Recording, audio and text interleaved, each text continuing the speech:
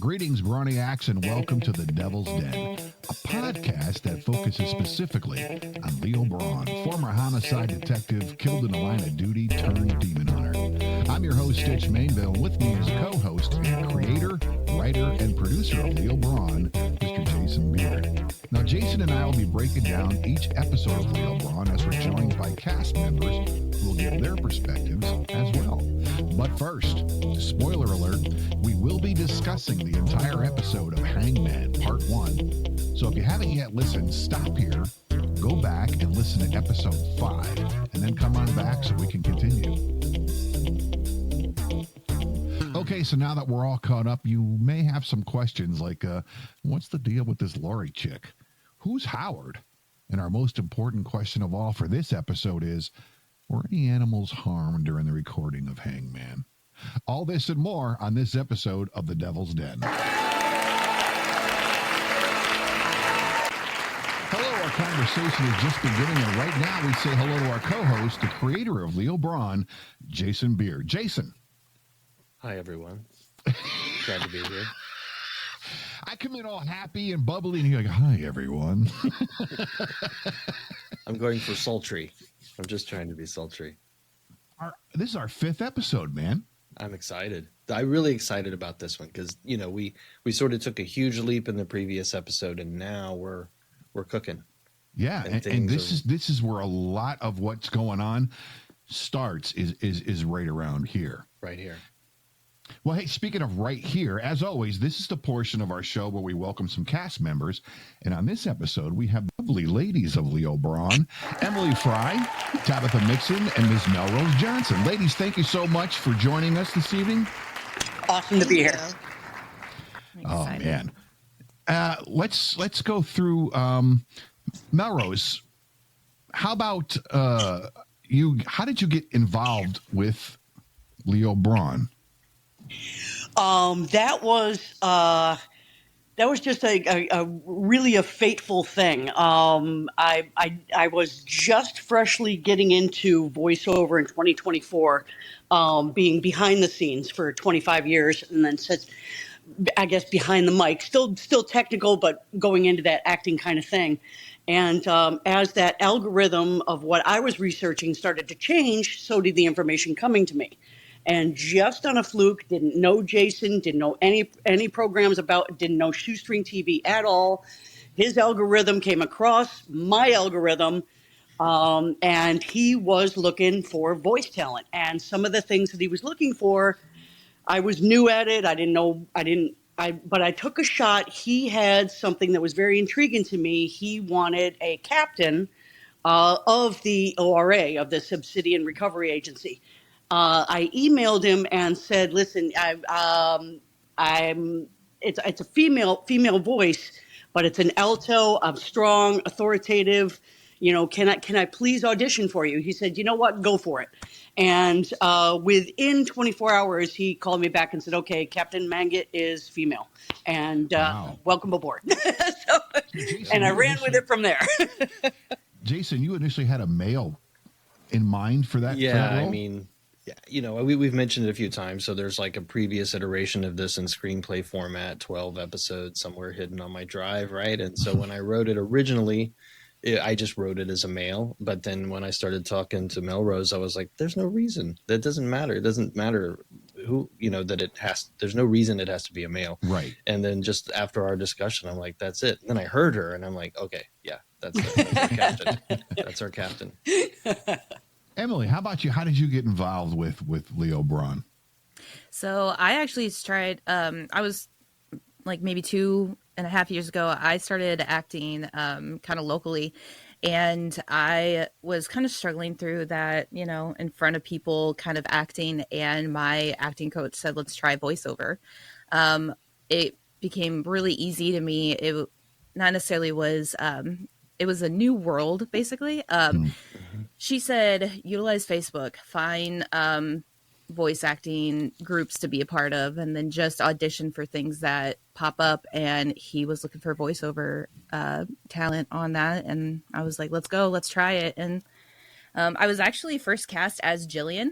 And then he asked for hey, how about this? Let's work on Laurie Stryker. And so here we are.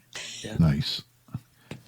Now, Tabitha, is that kind of what happened with you? Or I got a feeling that you've been kind of doing this game a little longer. I guess so. I don't really know how long you ladies have been doing this, but I would say that I got involved because of our good friends and, like Mike and everybody was just like, yeah, we're doing this. And I was just like, okay, well, if they're doing it, then why not? So I gave it a shot. And so I was just like, all right, I could do this. And I really liked the character. That kind of played a big role for me because it's important that you feel like you can kind of relate. And so I felt like I did to some degree. And so here we are. Something I love about this cast is, Jason, when you were assigning the roles and what you were going to do, it seems like everybody who you've picked sort of just sets into the character that they're doing. Because like I couldn't imagine anyone else being Jillian. When I hear Jillian's voice doing her that's just Jillian. I don't even think Tabitha. I think Jillian. I almost introduced her as Tabitha, as Jillian. I've almost made that mistake as well. With all of you on the panel, I'll start emails with Laurie or Jillian or, well, not Captain Mangutt, but maybe June. But yeah, no, I mean, I don't know how to explain that except some of it is kismet, and just luck, but also like in Jillian's case, see, I just did it. In Tabitha's case, I literally just did it. In Tabitha's case, you knew Mike and Jim and Terry and Eric Carlino, and so for me that was complete. That didn't happen because they referred. You and I just sort of connected. No, and I had connected, and then it just happened to be that you knew this whole community already. It was so cool. But that was my guess of as far as that she's been doing this a while because of Jim and Eric. They were talked about. Oh yeah, we know Tabitha from. So I just assumed that you'd been doing this a bit. Mm-hmm. Well, hey, let's listen. What we're going to do is we're going to jump into this episode 5, Hangman Part 1. But before we do, last episode, we had a trivia question. And that trivia question was, in 1933, Farmer Joe cheated on his wife of 47 years with a hooker from what city in Newfoundland? And we told the listeners that they would be able to find out in this episode. Take Farmer Joe over there. Seems innocent enough, but in 1933, he cheated on his wife of 47 years with a hooker from Dildo, Newfoundland. The irony. And yes, that is a real place. Grow up, people. All right, Jason, come on, man. I know you like to be specific, but what made 12. you want to pick that city? Because he's 12. I just wanted to be shocking. I thought it would be funny. I found out it was a real place. I thought, oh, well, this is perfect. Billy Beauchief saying that word was funny to me. That was it. Nothing clever about it. It was just that childish humor coming out of me, I guess. All right. Well, hey, let's get into the episode, shall we? We start the episode out with a blast from the past. It's a hot rod condoms commercial. See, I got a feeling you got something weird going on with this episode, but we'll just leave that to the listener. All right. Did you get this off your porno site? Hi, I'm actor Willie Topaz. You may remember me from the films, The Taxidermist Diaries, or Brock Gatling, Massacre on Mars. When I'm not on the silver screen, appearing in one of your favorite movies, I'm a man. Unlike you, I got money in mansions. But like any red-blooded American male, I love the ladies. But I love them responsibly, which is why I want to introduce the new and improved Hot Rod condoms. The double D means double-ribbed, for her ultimate pleasure. And now, with a brand new non-flammable formula. The lubrication formula is not safe for adults, children, the elderly, animals, and should only be used for genetics, but is also proprietary formula provided in Section 2.477 2B. Hot Rod condoms subsidiary Rod Meat Incorporated. New and improved Hot Rod condoms should only be applied to the male genitals. It is designed for one-time use of sexual intercourse. Should not be ingested, applied without lubricant for chemical reaction. Hot Rod condoms is approved by Canada Limited with Dubai and is not approved by the U.S. Food and Drug Administration. So take it from me, Willie Topaz. Treat your rod right and make it a hot rod night. Treat your rod right. That one got me. Okay, it's the 80s. You got to remember this is a clip from the 80s, that we're listening to. Sure. That Maury's infatuated with about his former client. And so I just imagined what would someone like Willie be involved in and hot rod condoms. And, so the non-flammable formula obviously is a reference to the orientation episode last episode where the guy talks about using a hot rod condom and it started a major fire and that's how he died and went to hell. So that's why now they've introduced, Willie is promoting this new non-flammable formula. Nice little Easter egg for everybody. Yeah, right. I love that. All right. Well, that commercial, we learned that Maury Stillman was Willie Topaz's manager.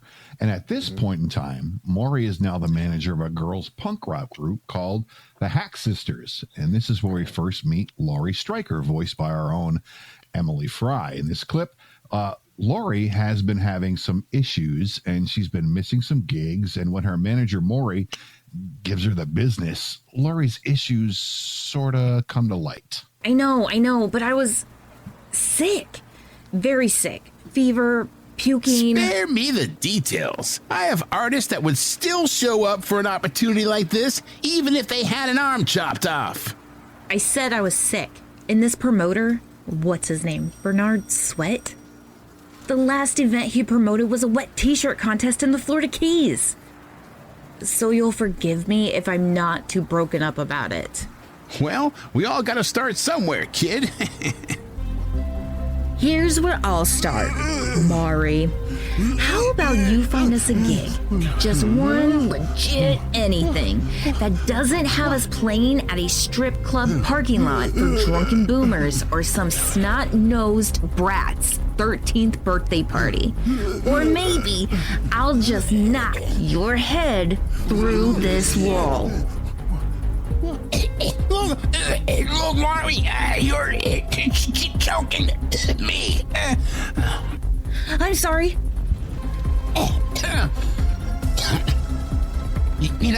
I have half a mind to sue. If I knew you had any goddamn money. Emily, I love your take on Laurie Stryker. She's just like a regular girl who's suddenly caught up in this weird place. How much do you enjoy playing this character? Listen, just like what Tabitha said, you have to really fall in love with your character. You have to really fall into the character itself. And I absolutely love Laurie. I love her little quirks that she has, the little quips of, I just work here. I'm not trying to get involved in this. Even though she already is, all of these little sassy comments, I just love it. It's so close to my personality. It's great. She's amazing. Absolutely. I was going to add something there. Go right ahead. What was exciting about adding Laurie, because like I've said, there was a source material, but Laurie was not in that source material. So Laurie was one of the newer, a new character, and it also allowed for sort of what will come later, but the beginning of the Earthbound, there's Dante and the Hellbound stuff and the Hunts, but this was more of an Earthbound story arc. And it introduced other characters associated with Laurie. And I like that what, Emily does with it so well is that, she's a team player, but you can also feel that there's this, she can come unhinged a little bit in certain moments, and I love that because I wanted her to be that way where there's a little bit of danger there because she's still really looking for revenge after what happened to her, which we will eventually find out. Mm-hmm. And so I think you play it really great. It's really awesome. Thank you. Yeah, no, listening to her, I get the image of a punk rock girl. She's just, like you were saying earlier, with you write so I can see what's going on, and right. as you write your story, it paints an image for me. Yeah. So when that scene is going on and Maury's choking, I can almost see her pushing him up against the wall, his feet kind of hanging, as he's that gives that who she truly is.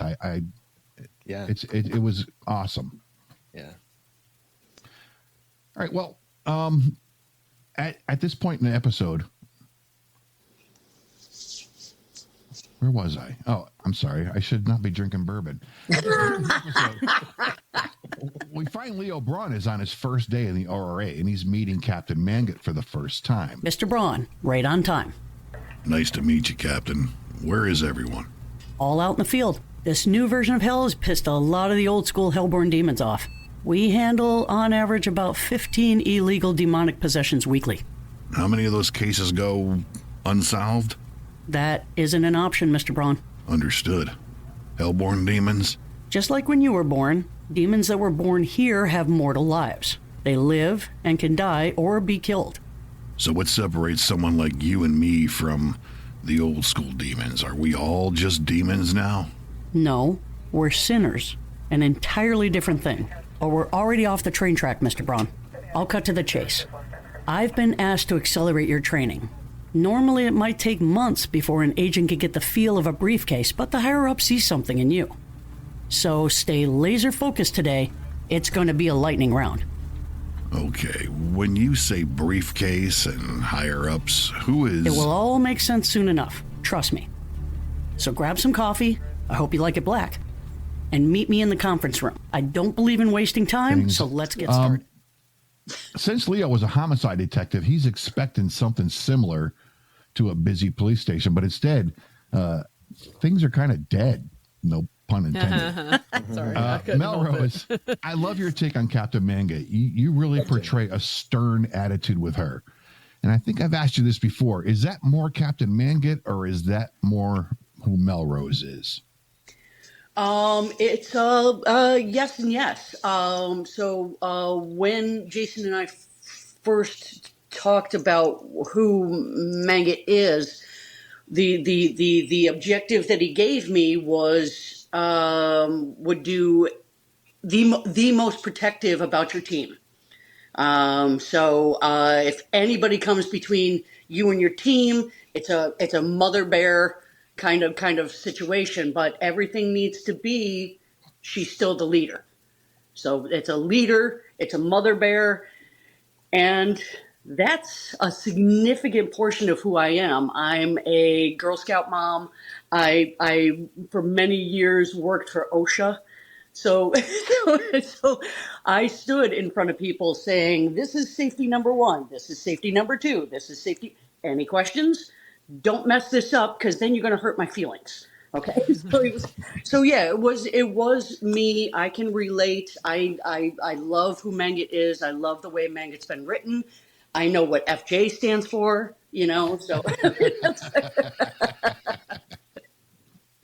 So that answer was I brought me into meeting a source material that was already solid, already there, and it's like a little marriage. I love the arc. I feel like I've gotten a little bit, people will know this when they listen further, warmer, a little bit warmer, a little bit closer to Leo, but this is our first day, so it's it's all business, Yeah. So Exactly. Now, Jason, I realized you had a shift when you were writing for Captain Mangutt, because you had one item in mind and then you went another way. What changes did you make as far as having Melrose voice, or did you make any at all? No, I didn't make any, and not as far as who the character was. It was always there was a heart and soul with this person. They're not cold, but they're also like, you're going to get the job done. First and foremost, you're going to get the job done. I'll be the one to make sure you do it safely and no harm comes to you. So that was kind of the feeling behind it. So the text itself really didn't change. It was really just what Melrose brought to it that changed. But there's there's never a point when when you doubt that she's running the show. You know what I mean? Like there's you feel that, you hear it. So the text didn't change at all. Well, being Leo's first day in the RA, Captain Mangutt gives him like a quick overview of his job. There's some notes on the chalkboard, and eventually leads him to a different area of the RA. and stopping by the briefing room. We call this the briefing room. Is that? That's right, Mr. Brawn. Your very own briefcase. A crucial tool in this line of work. It's almost pulsing. Yep. You won't get through an airport with one of those in your hand. It's no ordinary briefcase, to say the least. It's a portal, able to teleport just about any object in your time of need. This can mean weapons, explosives, a Reuben sandwich. You've read my file. Yes. I prefer a BLT. For demon hunting. The briefcase, the way I see it, is a great tool. It's kind of like how I see the transporters for Star Trek. Gene Roddenberry didn't want to spend a lot of money or do a lot of writing as far as a shuttle going all the way down to an alien planet. So he just invented the transporter in his head. And I is that kind of what you did with the briefcase?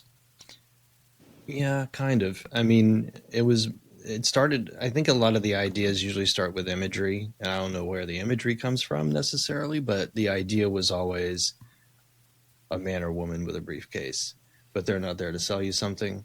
They're there to get rid of a demon. So the imagery of that. And so then I was like, okay, well, what can we do practically with the briefcase? How can it actually serve a purpose other than just, being this prop? And that's where the idea came from, that, it can be really at the time the only way to really communicate. Like once they're on the hunt and they're back on Earth, this is really the only communication they have to the ORA, dispatch, anybody back in hell.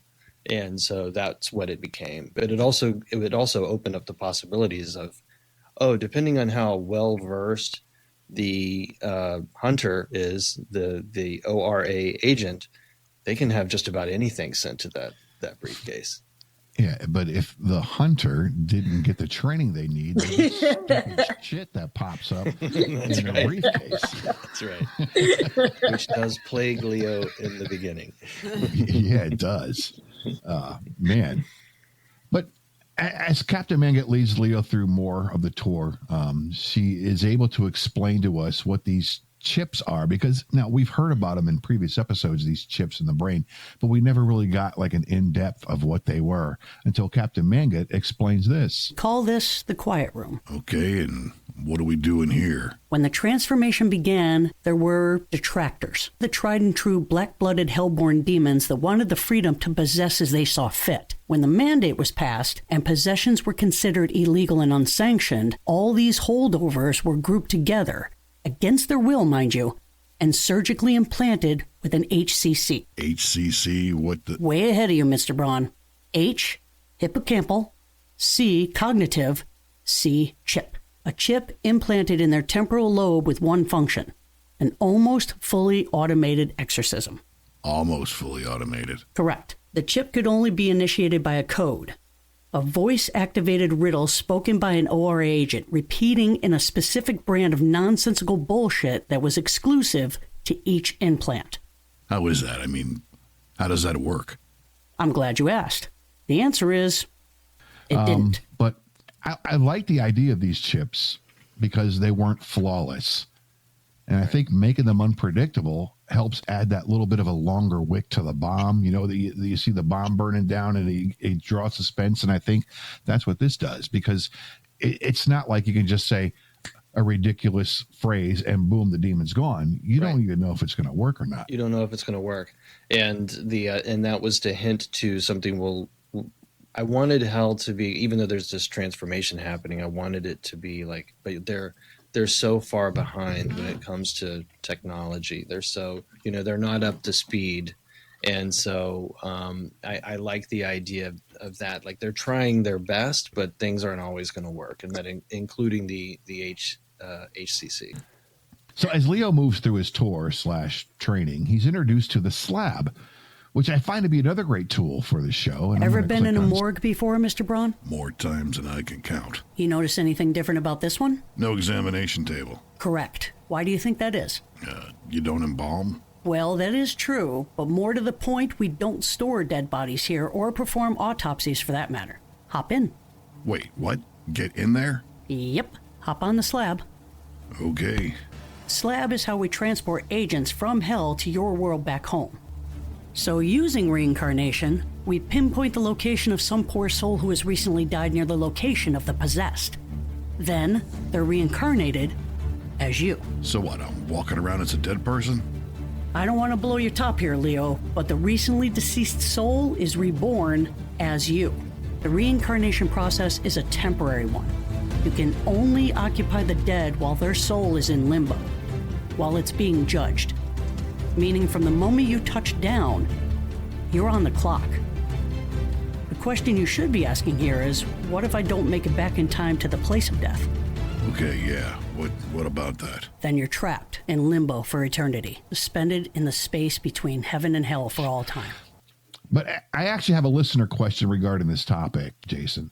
Jamie Bolton of Atlanta asks, if people are sent to Earth from the slab, how is it that they take the bus back to hell?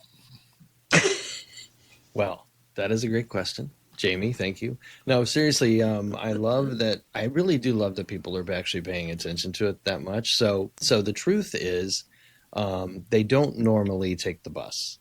If you get back in time, then you'll make it back to the slab. And in future episodes, not really a spoiler, but you'll see most of the time they're just making it back to the slab. In this case, I had a whole passage where Leo barely makes it. Willie takes him back to Stuart Bender's site of death. He just makes it. The alarm goes off, and he really has run out of time. He's only got milliseconds now to try and make it back.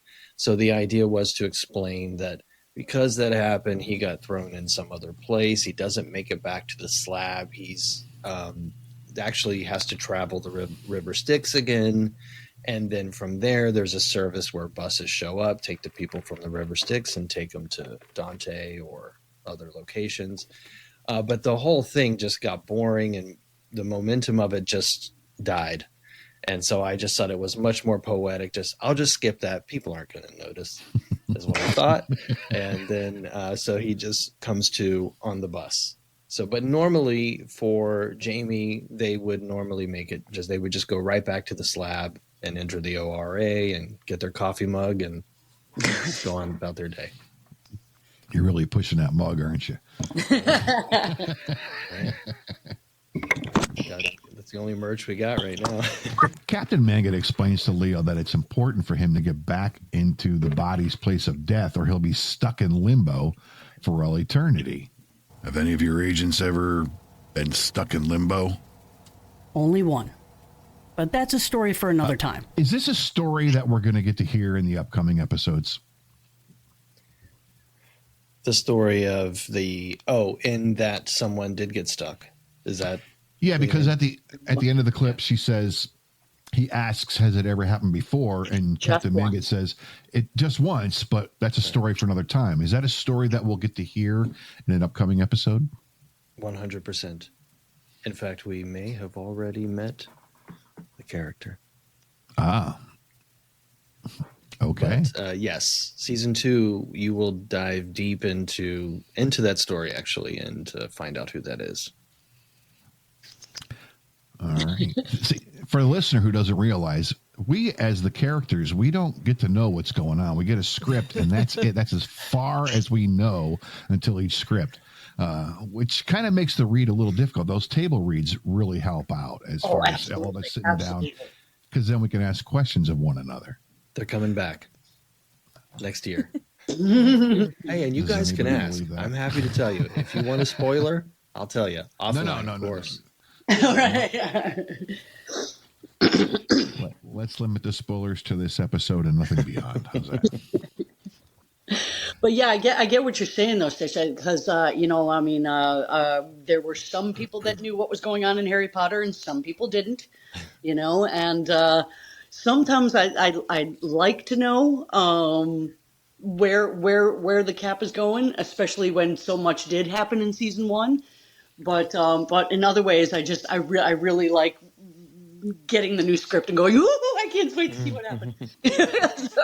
And that is a conversation I've had with the actors. It's like, do you want to know? Because I understand, like, for your performance, you may not want that nugget somewhere running around that would inform your performance, that there's this little piece of knowledge you really shouldn't have. Right. So it may Well, change your performance and so I'll say this, and I don't know if I said this before. When I was doing for episode 2 or something, I was playing the part of a demon that was in Phil Weston, and in the script it was like I was supposed to say no Chip, and I thought I was talking to a guy named Chip. So I'm reading it, I'm like no Chip, but I was supposed to be relaying the fact that I didn't have a chip that you could work with. So I think some information is good for direction, but not all. Right. Absolutely. Only Luke should have known that Darth Vader's Luke's father. You know, I mean, everybody else needs to play what they played. Spoilers. We'll have to add that if you don't know. If you actually don't know that. I try really hard not to read the script. So if I'm reading my lines and I notice something that I don't understand, then I like try to find that nugget of information so I know like how to react. But everything else I try not to touch, just so that it's kind of like listening to it and reading it for the first time when it comes out. And that's kind of what happened the last two. I read the whole script, so I knew everything was happening, but it had been so long since I had recorded my lines that when I was actually listening to the episode play out, I completely forgot a few important facts, and I'm driving in my car to work and I'm like, what? I basically do the same thing where I'll just read just like maybe that scene or whatever, just so I get the context of what's going on. But I don't want to like give myself too many spoilers. Yeah. But I do try to at least like understand as much as I need for the sake of the recording. I've had to make myself read the whole script because I was doing the same thing. I would sit down and I would look through and I would just look for Leo Brawn and then I would highlight it and go down into highlight. And that's all I would do. But I found like there was one, I guess I was supposed to be saying the word Job. And instead I said job, and they had to like rewrite that so it made sense in the next episode because I wasn't really paying attention. I was just looking at what I was supposed to be saying. So now I forced myself to have to read the whole thing so I get the context of all that's going on. Right. You're in like the entire script, so that's I was about to say it's like you're kind of in the whole thing, so it makes sense.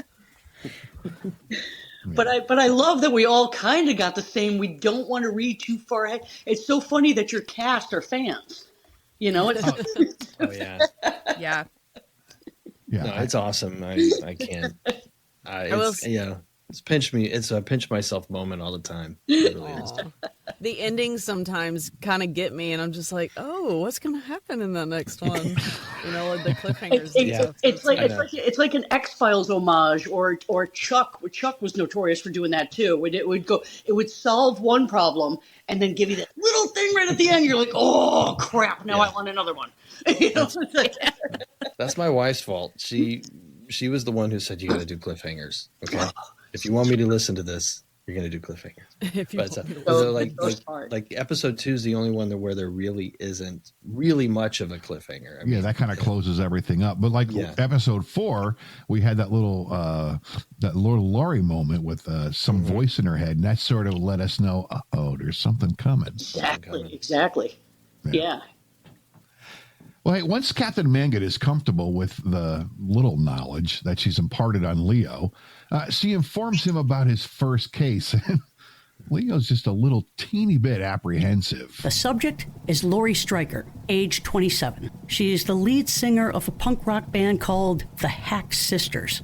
I know, there's no accounting for taste these days. Wait, we're doing this now? No time like the present. So here it is. It's all the silly, scary bullshit that can happen to you if you're not careful. Okay, here we go. And that's kind of all that she has given Leo. You know, you could die. You got to do this. This is what, boom, we're going to send you now. I took that into account when I was trying to read those lines as far as going forward. But Melrose, did you take that into account as you were telling them, see ya, bye? Yeah, that scene in particular was pretty wild. I almost wanted you on the other side of the mic with me so we could do that. You know, I was like, okay, don't talk. He responds. Now I actually played you back in my head and tried to kind of do it in a real time kind of thing because just to get that proper emotion of, I told you everything I needed to tell you. Shit, wait a minute, we got to change here. And that was so I wanted that organic reaction. And when I listen to it today, man, that actually plays really well. You're kind of scared shitless there a little bit, and trying not to be. And I'm like, don't worry, there's a slight hiccup, but you'll be fine. You're a tough guy. Yeah, she's like, we got to do a body swap. He's like, what's a body swap? And she's like, don't worry about it. We got you. I love that scene, and I love the way you two played it. I think one of the things that I love about this podcast is that if you didn't know how we're all set up and doing it behind the scenes, a lot of the time the scenes seem like there's partners playing off of each other. Absolutely. It doesn't sound... So you guys have done that. I mean, like you've done enough, I was going to say homework, but it's not really that, but you just kind of know that it's, there's people playing off of each other. So the dialogue comes off that way. It doesn't sound like you're just sort of isolated. I felt it was really important in that particular scene, and in other scenes as well, as things are going along. I really did, Stitch, I really pretended you were right there with me. I mean, that's how I felt I had to play it, because we were almost talking over the top of each other. It was very quick. It was very emotional, and the way that needed to work. It did feel like we were all in the same studio. It was awesome. Yeah, it was really cool. Which is, again, why the table reads really help. Yes, yeah. Absolutely true. Absolutely true. All right. Well, despite being a bit claustrophobic, Leo settles in for his first transmigration ever, from being a sinner in hell to actually walking terra firma once again. Okay, wide open space. You're on a beach. Stay calm. Hey, Cap. Is there something supposed to happen here? Hey, Cap. Something catches his attention at the back of the drawer as Leo directs his vision to his feet. The back panel near Leo's boots seems to slowly dissolve, and in the narrow view available to Leo the Demon Hunter, he observes with awe the expanse of space. Distant stars twinkle in the ever-blackness of the universe. Oh, holy shit. Leo grips the handle of the briefcase tightly. Noise from the intercom speaker startles him. Hey, Leo? Yes, Cap. Give him hell. Thank you.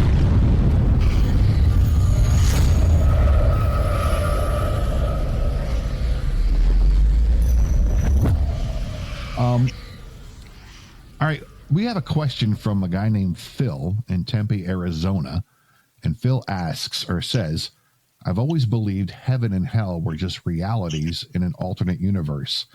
Is this new hell the same thing?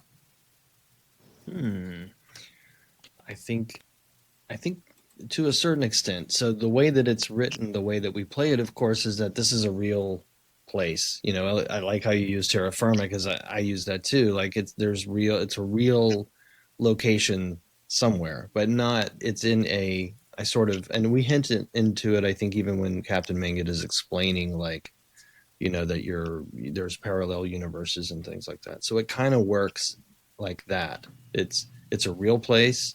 It's a physical place that people go, but not something that could be found or traveled to by humans on Earth, in other words. So in that we can't sense, jump in a rocket and go to hell, is what you're saying. Right.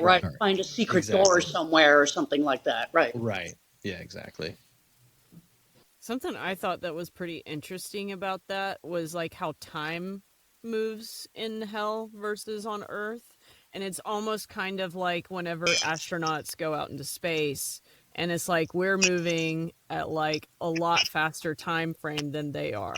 And I think that might be as to why it's like everything's kind of like behind technology wise. Yeah, I'm glad you picked up on that. It's not something that anyone really sees except for the actor. But sometimes the scenes, when you're doing a scene heading in Dante, it may be day, but then depending on where you are on Earth, it's night, or it never matches up. So that was sort of implicitly there. Yeah, but not a lot of people are really hearing that unless it's in the narration. So that's cool. Yeah. I mean, time is moving at a different pace than what we're used to. Oh, and speaking of that narration, the when Andy describes the bottom panel falling away and what Leo's looking at, and fantastic job there. I mean, they just really visual. I mean, he's got the source material, but Andy's voice is so pleasant to listen to. Really, really helps carry the narrative. Oh yeah.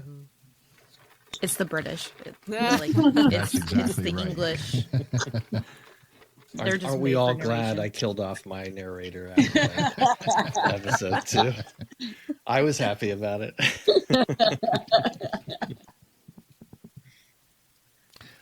Well, as Leo's whooshed off to his first assignment, then we follow Sebastian, who's trying to dig up the issues with Leo's death details. And we learn that he may have just stumbled upon a bit of a mystery. Yes, how may I help you? Yes, hi. I'm following up on an incomplete death details report. I spoke with Howard earlier today. Who's Howard? Well, I don't know. I was transferred to him when I called. What's the name and case number? Leo Brawn. Case number 87358.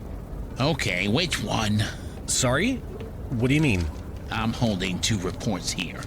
Which do you want? There must be some mistake. Both for Leo Brawn? Yep. I'll take both. Sign here, please. As he makes his way towards the exit of the administration building, Sebastian hears a door open behind him. A stout man in an overcoat and fedora walks through the door and approaches the small window of the elderly administration specialist. It's the man known as the Pig. Sebastian cannot hear what the 2 men are saying, but the administration specialist points in Sebastian's direction. The Pig turns and begins walking towards him. Sebastian is suddenly overcome with dread and hastily exits the building. He collides with someone, dropping the 2 reports and knocking the other person to the sidewalk. He frantically picks up the duplicate records and then notices the unusual tattoos of the person he collided with. It's Jillian. Jillian, I'm so sorry. Are you okay? Yes, it's okay. Not the first time I've been knocked down. Is that your cab? All right, where are we heading? Jump in Jehoshaphat's. Run the red light, please. The cab moves forward, ignoring the stoplight. As the cab crosses the intersection, an oncoming car jams to an abrupt halt. A loud horn rings out, signaling the driver's frustration. Sebastian turns towards the administration building and sees the Pig standing on the sidewalk near his abandoned bike. The Pig stares in the direction of the taxi as it makes distance. Odd that he sees this odd man looking at him, the stout man, and he runs away and nearly bowls over Tabitha or Jillian. Sorry, I did it too. Did the opposite that time. Yeah, he flipped it. Yeah, it was Leo's version of a meet cute, right? It was just this, boom, and they bump into each other. But that's sort of, I mean, I don't want to give anything away, but that is sort of the impetus for things that'll happen later. But also it sort of gives you the hint, because we've seen a little bit of the stout man. I think we've mentioned what he's normally called at this point. I think, yes, I listened to it. Yes. Yeah. And this particular episode, he's called both the stout man known as the Pig. Yeah. Okay. And so his reputation precedes him a little bit. They know he's like, Satan's right-hand man. And so if he's showing up right on cue when you've received both of these documents, one of them, obviously there's something mysterious about it, then that's why he feels the need to take off. And then he doesn't know that Jillian's there. Yeah, I did it right. Jillian is there to do her own investigation on her situation. See, and the Jillian character has intrigued me ever since the episode Orientation. Absolutely. She was that tattooed girl who wasn't afraid to speak out in a classroom in hell.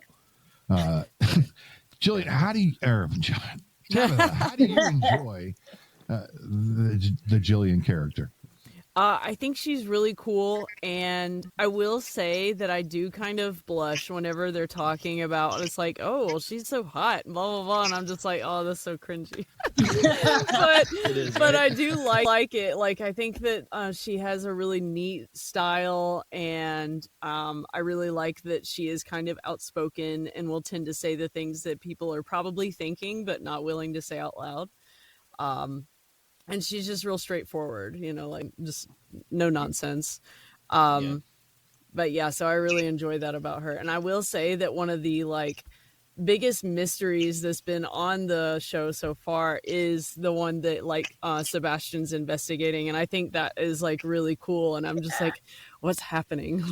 What's going on? And so it's like it's drawn out, and I'm like, okay, am I gonna find anything out? Yeah, a little nugget. Little pieces, little teeny piece that drives you nuts. Little teeny. It drives me nuts. To not just put it all in one script and just be done with it. You know, having to piece it out. But I wanted to say, I was so excited to finally get to like the orientation episode and then this episode, because Jillian was always sort of in a way like really like there's Leo and then there's Jillian, and you'll see she's kind of like the second main character in a way, like she, at least how I envisioned it. I also really wanted to make sure, because you're talking about the cringy stuff, I really wanted to make sure that, yes, we're going to describe her as beautiful and she'll have the tattoos, but I didn't want her to be, this nerdy fantasy that, some people had, and that's why it was so important, I think, to hear her. Oh, wait, I can't say that yet. I'm sorry, I'm getting ahead of myself. But anyway, there's way more to her than that. And so I didn't want her to be that. I wanted her to, she's got some of these attributes, but that's not what she's about. She's got a whole other thing that we will learn a lot more about. I'm the spoiler guy. I always want to spoil things. Yeah, we can't spoil beyond episode 5. That's right. All right. So as Sebastian and Jillian run away in their getaway taxi, Leo awakens in his first host ever and prepares for his first case. Now, he was told that he has to help out another agent in the field. Leo rubs his eyes, and his vision becomes clearer. The extremely tall man is completely naked, and he runs at full tilt towards Leo. It doesn't appear the new giant can see Leo, or he doesn't care that Leo's in the way. Leo scrambles. Crawling towards the briefcase, he grabs the handle firmly and brings the case to his chest. He prepares to roll out of the empty road to avoid being stomped by the tall naked guy, but suddenly, the man in his birthday suit erupts into a fiery explosion as a well-thrown Molotov cocktail shatters in the fire. So at this point, we can safely assume that, Jason, this is not the other agent in the field that he was supposed to help. No, that's definitely not him. Yeah, I know Jim's always like, you're demented, you're this, you're that, whenever he's describing me. And I was like, this isn't going to help my reputation. But this was one of those, it was just an image. The image of Leo chasing some tall, on fire, demonoid kind of guy naked through the streets of Dante. I don't know where that came from, but the image was always there. So this was and this scene is way different than I originally wrote it, but I love it so much more. But it was the idea of being able to sort of finally take what fell into my head and put it out in the world. Yeah, I got to agree with Jim, because I can't imagine a guy thinking about a big naked guy running down the road. I just, it makes me question you. I'm sorry. It makes me question. I question myself. So anyway, as this guy passes on fire, Leo gets to meet a new character, June Chesterfield, voiced by Melrose. There he goes. Hey, Shepard! Who, me? No, the walking human birthday candle. Yes, you. Why'd you let that son of a bitch get away? He was on fire, lady. I just almost died. Hey, Buster, you are already dead. I can't believe the captain sent you to assist. Her briefcase vibrates. She sets it down on the street, kneeling down with the cigarette dangling from her lips. The lady opens her briefcase and pulls out a powerful, double-barreled, sawed-off shotgun. Leo can't help but stare in disbelief. There's no way the briefcase could have held that entire gun.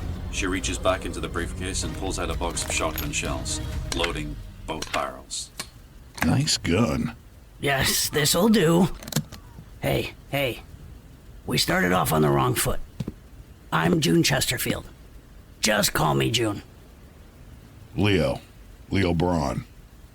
The Homicide Detective. Okay, so you're not completely green.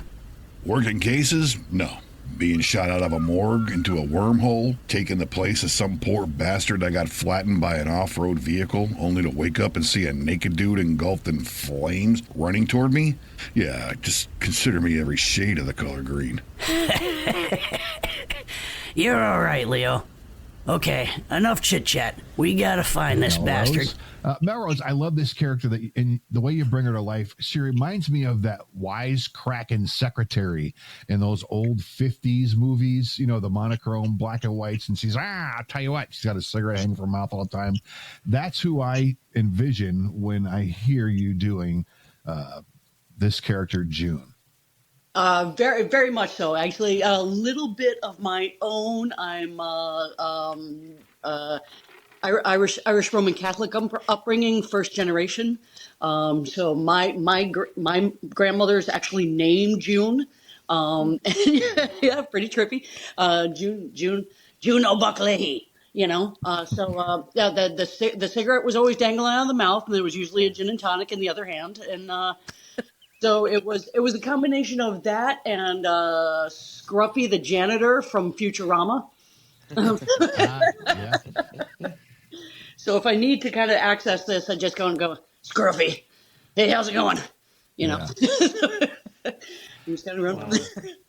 Jason, can you explain the genesis behind this character? Like what brought her into mind for you to write this character out? Well, I'm a little blown away by what Melrose just said. So, I don't want to get emotional. This is stupid. This is based off of my grandmother. Her name was June as well. And so her name was June Westerfield. Maybe. June Westerfield was her name. And so I just changed it to Chesterfield, like the rifle. And she was not as hard drinking or as heavily. She didn't smoke like June Chesterfield does. But it was just a way to honor her. When I wrote it all those years ago, of course, she was still alive. And so the idea was always to sort of just have her be honored in the story. And but I've loved so much of the way Melrose has captured the no-nonsense attitude, the humor. You can tell that she really cares about these people, but she's also, she doesn't suffer fools, and she'll get right in there and right into the ruckus and take care of business. So, and there's a lot of that does remind me of my grandmother. So, it all just came from her.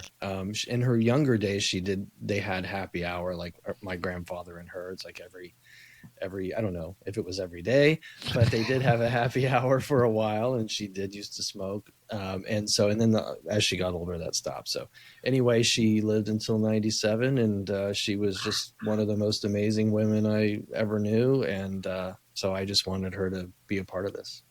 It's one of those. They don't make them like that anymore, kind of people. Right. That's absolutely. So so that your grandmother was June is kind of blowing my mind a little bit. That's wild. Crazy. So how many of us have grandmothers with the name June? I have a great grandmother named June, and she passed away this past year. No, she's from Bermuda. Yeah. Wow. Or my stepmom's grandmother, but yeah. Do we all know that Stitch's real name is Leo? No, it really is. Really? Oh, it really is. I was wondering if that was his real name or if that was just like something you went by. Yeah. That's one of the reasons why we connected. Oh, really? Yeah. I reached out. I had just started doing voice work, and a friend of mine told me about this group to go in there. And the first post that I see is his asking for voice. So I clicked in and said, "Hey, I'm interested." And he looked at my profile. What was the one thing that stuck out from my profile, Jason? Was because I became your friend on Facebook. His friend count was 666. And this is a show about hell, and his first name is Leo. I was like, okay, something is telling me this has got to happen. So that was crazy. That is stellar. We actually have the screenshot of it. He showed it to me. He's like, "Hey, I need a new friend real quick because I don't want to stay 666." I had to get off that number. Absolutely. Well, serendipitous. Insane. Yeah. Oh God, that's incredible. It's crazy how fate works. Everybody has Right. something similar to it. Yeah. That's incredible. So crazy. This will make for a great backstory in the book about this great movie that's going to come out, right? That's right.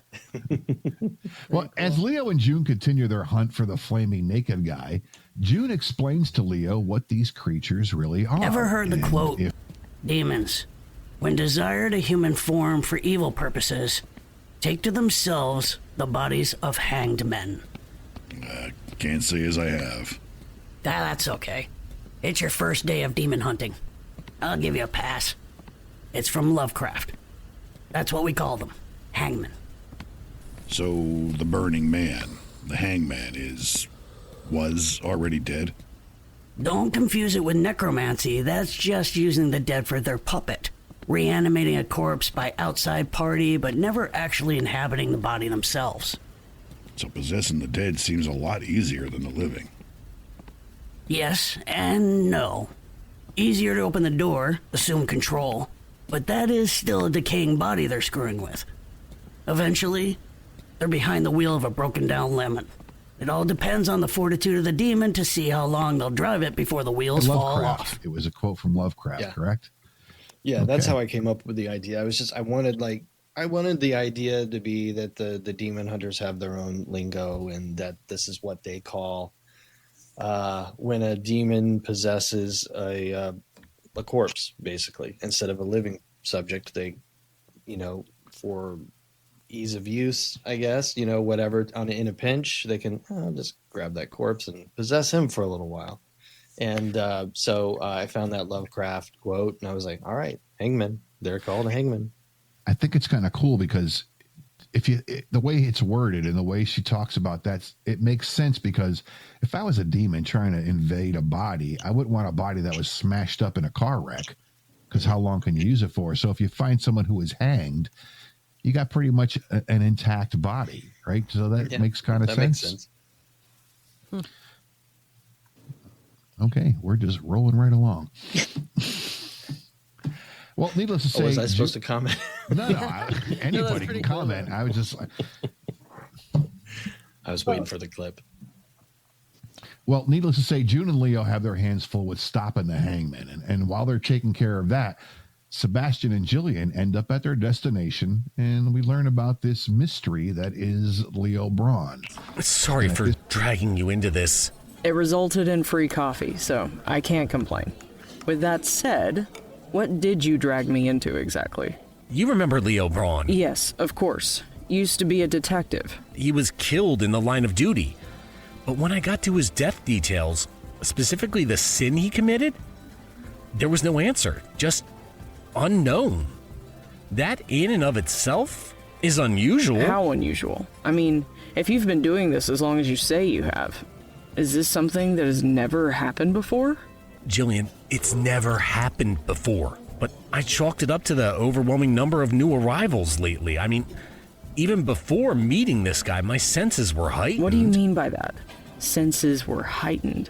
When someone dies, their soul is in limbo, in judgment.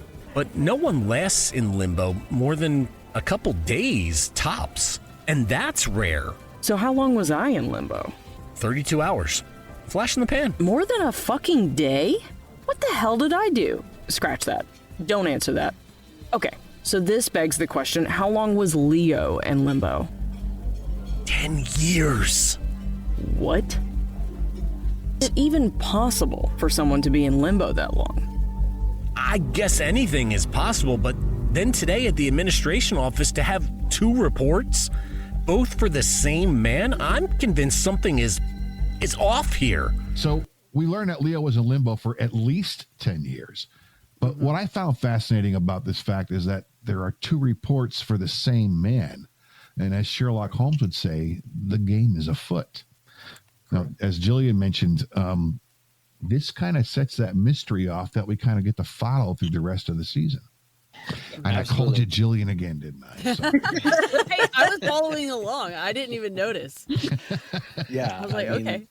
It is really where it's the first time you sort of get like a payoff as a listener. I think that you're not just getting, like little nuggets or little Easter eggs, but you're actually getting some. It's not enough information, but at least there's facts. It's like, here's this report, I think it's bogus, or there's something off about it, and it says he'd be in limbo for 10 years, and I'm telling you, Jillian, that just doesn't happen. That's just never happened. And then, of course, we find out that Jillian was also kind of in limbo for a while herself. So, you know, that kind of hints that there's a lot of judging going on, trying to figure out which direction Jillian should end up, because she's got quite a checkered past herself. So, which is to come. You know, when I first heard the 10 years, and we were talking earlier about, you know, don't read the script too much ahead because you want to be able to enjoy it and everything like that. That was probably, and it's the first of many, but here we are in episode 5, and this was probably the first clutch my pearls moment for me. You know, when that 10 years happened, I wasn't expecting that at all. You know, and it was like, oh, okay, tell me more. You know, and then of course it ends. You know, so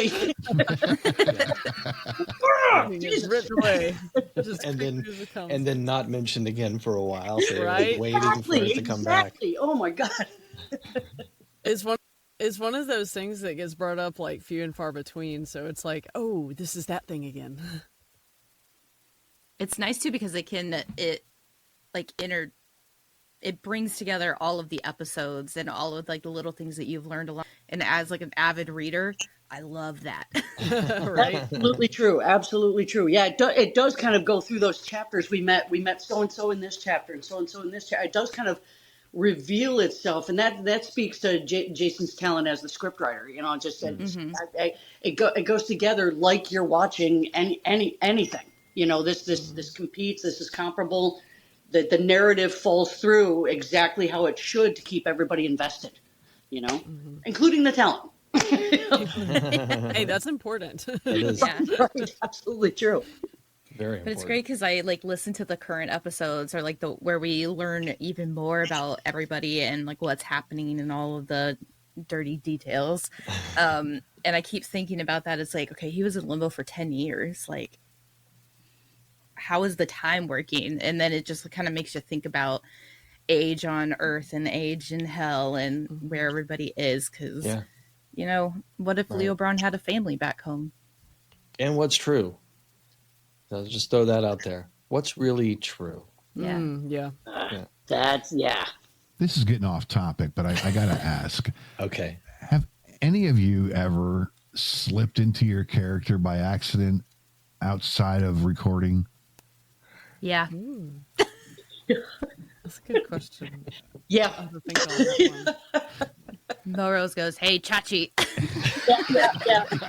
Pretty much when anytime I feel like throwing down with somebody, June comes through. Absolutely true. Somebody will bump into me. I'm like, hey, the hell's your problem? I was getting ready for bed the other night, and I was walked into the room. I'm really dog tired, and I'm looking around for my slippers, and I couldn't find them. And I leaned against the bed. I looked at my wife, and I was like, I can't find my damn slippers. And she looked at me. She's like, "What's with the fucking Leo voice? What are you doing?" And I can't imagine Leo ever saying, "I can't find my damn slippers." I'm like, I don't think I see Leo wearing any slippers, but now I'm picturing you with some fuzzy pink slippers. Well, that's absolutely true. Oh, I'm writing that down. That's happening now. That's happening. Oh my God, yes. Oh my God. It's like the bunny outfit from A Christmas Story. Yeah. Or I could see you rocking a caftan maybe or something like that. You know. I picture Leo in maybe boxers, and that's it. A t-shirt, one of the wife beater t-shirts. Some plaid boxers. You didn't Plaid think about boxers. it, guys. Boxers, yeah. It's really funny because one of my best friends loves this show, and she'll be listening to it, and she'll pop in and be like, "I know which one you're playing right now. I know who it is." And I'm like, "Well, what gave it away?" And she goes, "It's that little giggle you do. Like, I don't know, it's like this little chuckle." And she's like, "There's like a very, very sinister character that I play later on, and something stupid will happen at work or something that like really bugged me and like it went in my favor. And she's like, all right, you need to calm down because this one character's coming out. And I'm like, okay. That's hilarious. I love and then that the support, sass comes though. out. Yeah. And then the sass comes out and she's like, all right, well, there's Laurie. So. Well, as part one closes, Laurie Stryker is back in her apartment. Now, in the beginning, she was choking out Maury, her manager. So she's resting. She was feeling sick, but something wakes her up. She awakens from her slumber, coated in sweat. She slowly gets out of bed and checks the thermostat. The display panel is unlit. She flips a light switch, but no light comes on. The power is out. Goose pimples form on her arm as a sudden draft flows from our living room. Her beloved cat cries out again. Ollie? She moves from the kitchen to the living room. Ollie? Where are you, buddy? She notices the sliding doors to her balcony are open. Oh, God, no. Ollie! She runs out onto the balcony. Her cat Ollie is balancing on the balcony rail. She is on the top floor of a 12-story building. Ollie begins to hiss and growl, but not at her. The aggressor can't be seen, but Ollie begins swatting at the invisible threat. Ollie, come here, boy. Laurie runs towards her cat to secure him from the rail, but she is knocked down, her body thrown into patio furniture. She picks herself up off the balcony floor. She can see her cat reacting as tufts of hair seem to be pulled in varying directions. Ollie attempts to retaliate but loses his balance and tumbles off the rail. Ollie! Laurie attempts another rescue, but again is thwarted. She is forced in place where she is, just watching this horror unfold. Ollie, my boy, come here, buddy. Ollie's claws dig in. He's holding onto the rail with all the effort he can muster. Tears burst onto Laurie's cheeks due to how helpless she feels in aiding her feline friend. She tries to avert her eyes as the sound of his claws scratch the side of the rail. Laurie is suddenly released without warning, and she rushes towards Ollie. But it's too late. The cat falls out of view. Laurie screams in terror. To be continued. Jason, I have one question for you. What do you have against those who are named Oliver or Ollie? I thought you were going to say cats. That too. There was one episode where Leo punches the little Ollie Weston kid in the forehead, and now you got a cat named Ollie falling off the balcony. Yeah. All right, listen. That Weston kid needed it. See? That's what I'm talking about. Right there in your face, like he needed it. I couldn't convince Terry. He was like, did you even blink? Did you write that?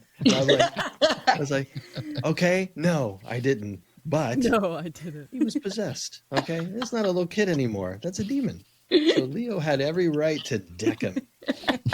No, no, I don't. So I think you had the question that any animals get harmed. So no animals got harmed during the making of this episode. I have had many cats in my lifetime, all beloved, and none named Ollie, no grudges against an Ollie, and I've never known an Oliver. So I think, what I was going to say, so maybe there was some subconscious connection to Oliver because originally Ollie was going to be named Yoda, and and I thought, I don't want a Lucasfilm or whatever coming after me because I dropped Yoda off the balcony. So, so I changed it to Ollie. Poor little guy. Yeah, I know. Emily, what was it like sitting in your house to record this and having a scream? So I live in cramped Charleston, so I live in an apartment. I ended up having to get a soundproof panels for my entire second bedroom. I also had to get a scream blanket is what I call it. And I will put my mic on the floor and like kind of create like a dome over me to kind of work on the screams and work on the grunts that you have to do. My dogs have a lamb chop, like a giant lamb chop, and that poor thing, I have beaten the shit out of it. And Emily, I feel like every episode when you started as Laurie was, okay, you have to scream, like some blood-curdling scream or some guttural sound, some noise. Oh man. Didn't you say Yeah. somebody like had to check on you to make sure you were okay? I was home alone, and I was getting a package delivered, and it was UPS, and they normally send you a message saying like, "Hey, your package was delivered." You can personalize it from the UPS driver, and they asked me if everything was okay because he heard a scream, and that if someone needed to be called, and I was like, "No, we're fine. I'm just voice acting. I'm so sorry." Like, my neighbors don't care apparently, but like the UPS driver did. But I did have a conversation. That's why I was using my front hall closet as a voice booth, and I would go in there, and I guess there's an upcoming episode where there's a lot of screaming that Leo does, and I did the same thing, but these things don't really soundproof anything. They just sort of keep the ambient noise down. And I'm in there and I'm screaming it down. I'm like giving it my all. And then when I was done, I was like, and I'm like, wow. And I opened the door and it's one of my neighbors. You okay, man? Everything cool? I'm like, no, I'm fine. All right. I was just worried about you. It's great. Hey, at least you know they care. Yeah. I was like, well, maybe in a pinch that would be helpful, but no complaints. I mean, even though I haven't had like a lot of screaming in the episodes since, I've had no complaints, no nothing. So good. Well, before we go ahead and close out this episode, I'd like to give our next trivia question. For this episode, our trivia question is: Sebastian orders a cab driver to take him and Jillian to what establishment? We'll have it on the next episode. Don't give it away.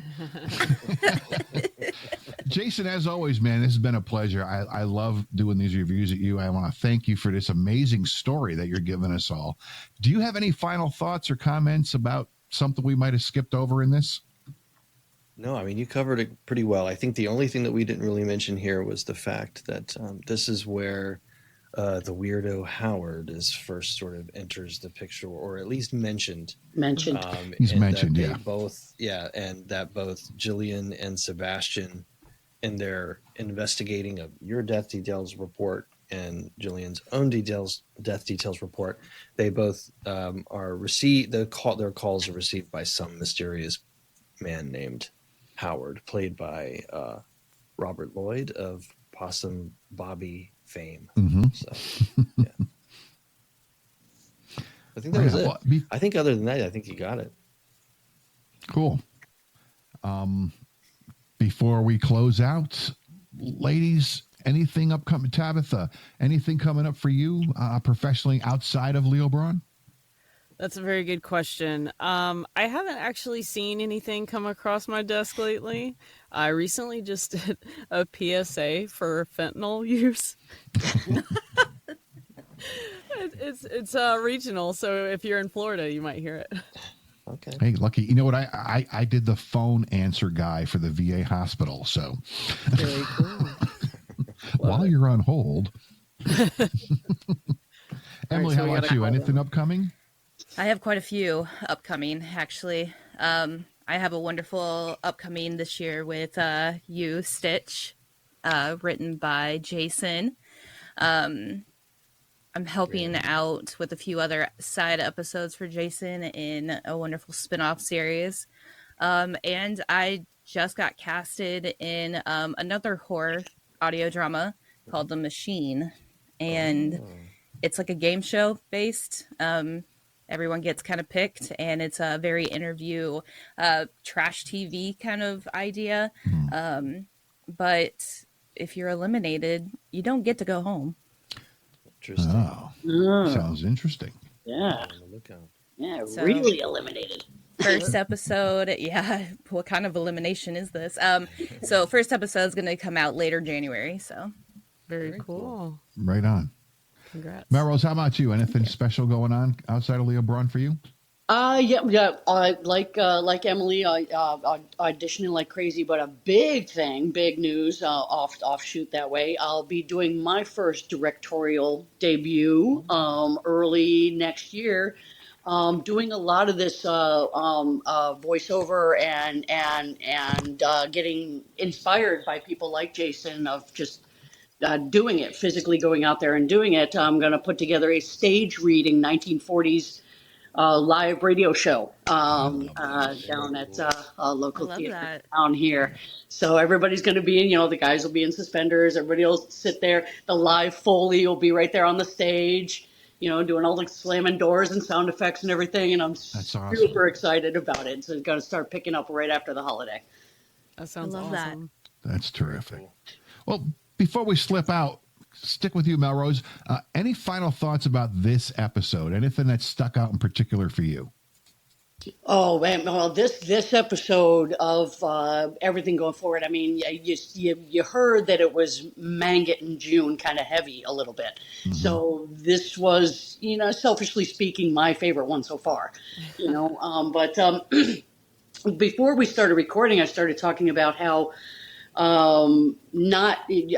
tried not to sound cold, but all businesslike, and hearing it back and how far all of our voice acting has taken us from, we talked about when this aired, episode 5, it's like 5-6 months ago now, to where we are in our voice acting career now, and listening to the last episode and how everybody's owned it in the past 6 or 7 episodes. I'm jumping way forward, but how natural everybody sounds going forward. And I really think it just kind of started happening.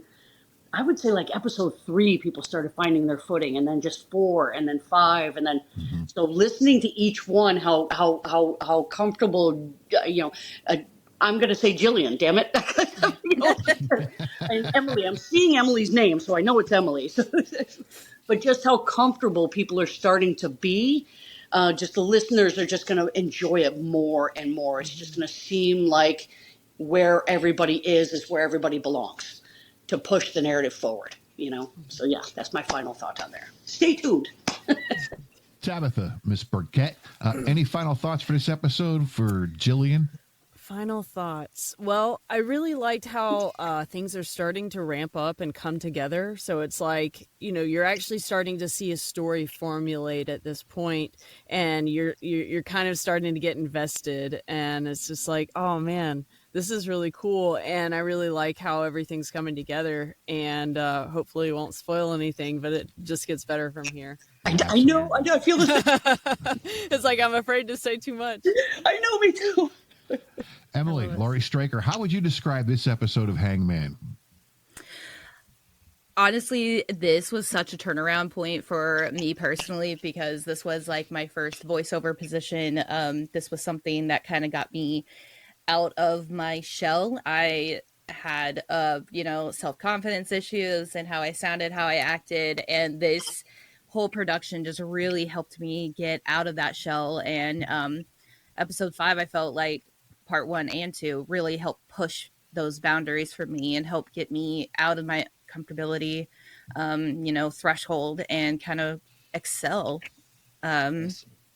propel me forward in that whole world. So episode 5, it really holds something dear to my heart, because it really helped me get where I am now.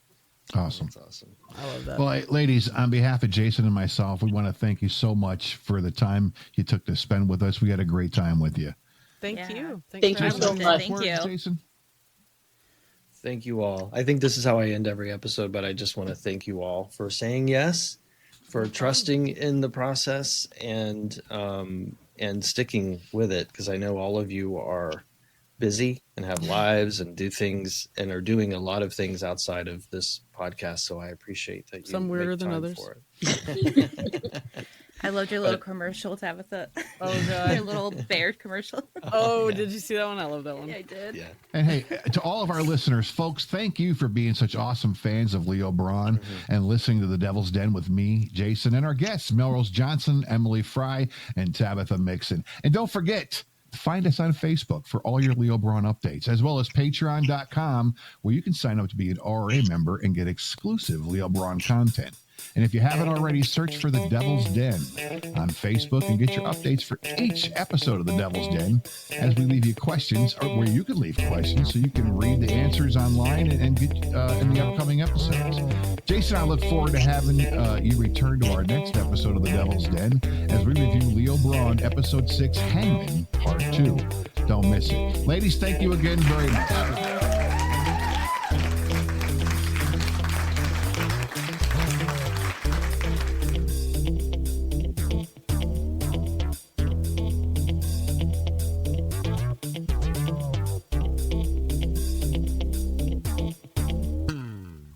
The characters and events depicted in this podcast are fictional. Any similarity to any actual persons, living or dead, or to actual events, firms, places, and institutions, or other entities is coincidental and unintentional. This podcast is protected under the laws of the United States and other countries. Its unauthorized duplication, distribution, or exhibition may result in civil liability and criminal prosecution. Country of first publication, the United States of America. Leo Brawn, copyright 2024, Shoestring TV. Leo Brawn and all related characters are trademark and copyright of Shoestring TV. All rights reserved.